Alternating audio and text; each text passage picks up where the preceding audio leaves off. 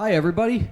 Welcome to the Balcony Bar and 8-Track Lounge. I'm your MC for the night. I'm Aaron, your canon. We got some comedy tonight, okay? We got a first-timer, gentleman who's never done any comedy in his entire life, okay? We have a fun-filled night of comedians. We have ones of comedians tonight, ones. So, without further ado, Aaron, your canon. Thank you. We're a very small bar here at the Balcony Bar. We're actually not one, and we don't have actually any paying customers at all. So it's a smaller show. But this is the first time I've ever done comedy. My name is Aaron, your canon.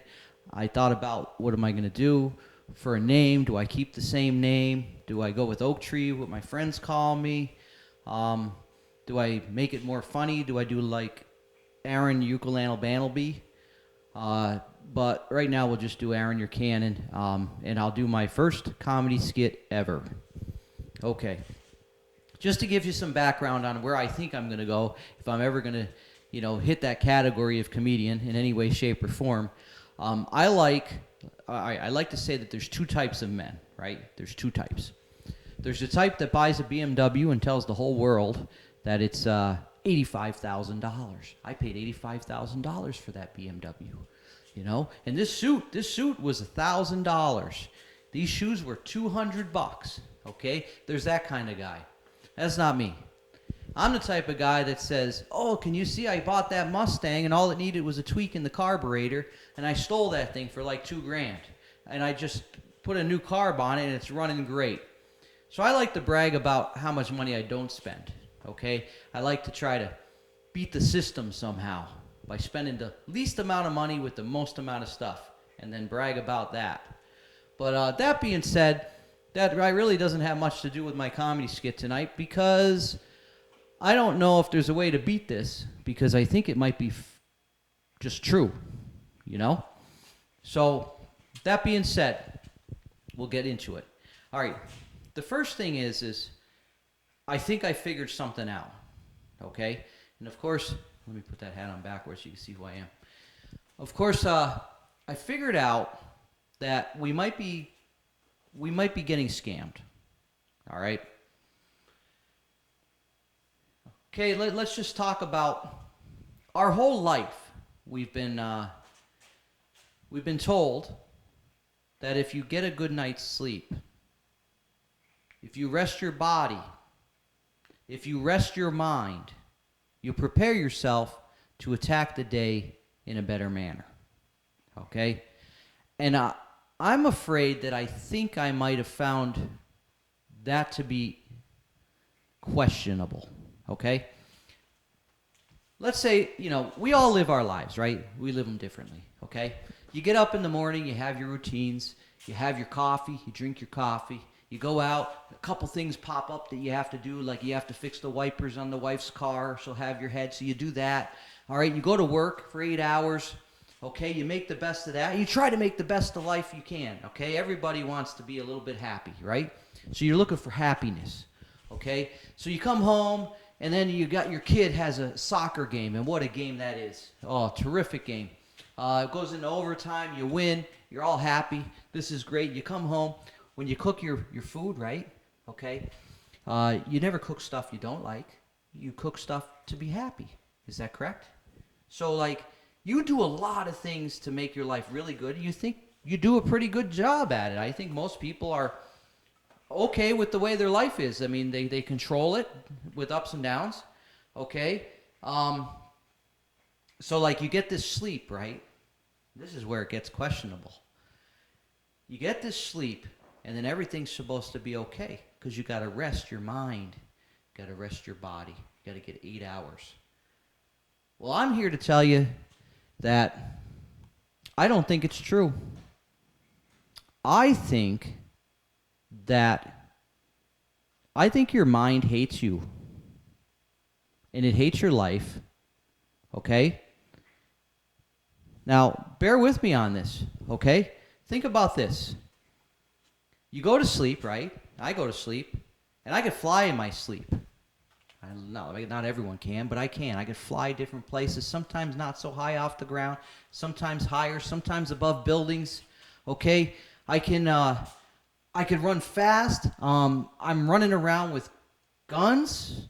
I got people sometimes with knives chasing me. Okay? They call it rapid eye movement. Your eyes are going like this underneath your head. Now, am I crazy? But does that sound like rest? I don't think it sounds like rest at all. I think it sounds like complete turmoil. As a matter of fact, the things that are happening inside my head while I'm sleeping, okay? Sometimes there's a half donkey, half rabbit sitting in my living room telling me how to get higher horsepower for my fishing motor. And I'm freaking happy because who doesn't want higher horsepower in their fishing motor, right? So everything in your dreams, everything at night is very, very dynamic and exciting. Way better than real life, okay?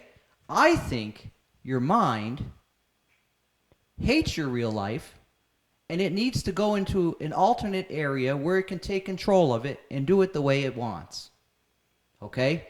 It doesn't want to just go to a soccer game. It wants to fly there in a freaking spaceship, okay?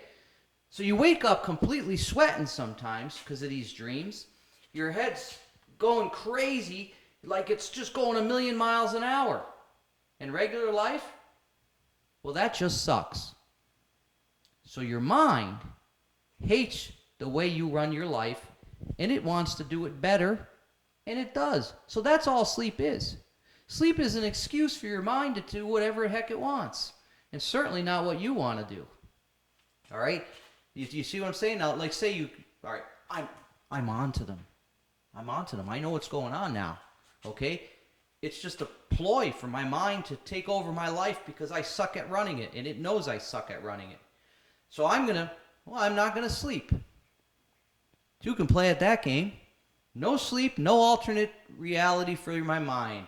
Well, after 2 days of that, what happens? You start seeing things, and your eyesight goes, and you flop on the ground, and you stop moving. And whoop, there you are, dreaming again. It'll always win. You can't win. It'll always win.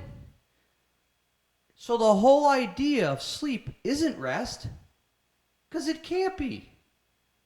Freaking flying spaceships, explosions, guns, knives, right?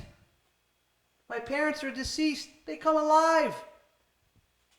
How is that relaxing? It's not relaxing at all. So there's my first theory. And I don't know how to fix it. Because you got to sleep. And then you just can't hate your mind for not wanting to live the life that you want to live. Right? Sometimes it'll take different things that you did during the day and just heighten it up. If you go fishing, the boat's like 100 feet long now. And there's whales jumping in it. Well, that's a lot better than me catching 3 pickerel. And I'm not sure how to end it. I think you're supposed to have like some catchy line at the end when you do your first comedy skit, or you just leave it at that and you just say, "Hey, thanks for having me. Take care."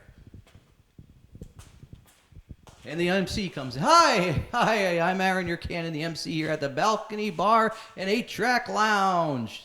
Did I say grill the first time? It's the lounge. That was our comedian for the evening. That's all we have since we have 0 budget and 0 people here. And I hope you enjoyed your night, and I hope it was well worth your price of admission. So I'll review this and then see where I have to tweak it. Anyway, I have a really, really good comedy thing that I think I have 3 or 4 that I've come up with through the years. But one that I really, really am excited about doing, and I've had it in my mind for, God, it's got to be 4 years now. And I'll try that one. But that one is a little bit longer. I think a little bit more funny. I think that, anyway, that's all I got for you. You guys have a good night.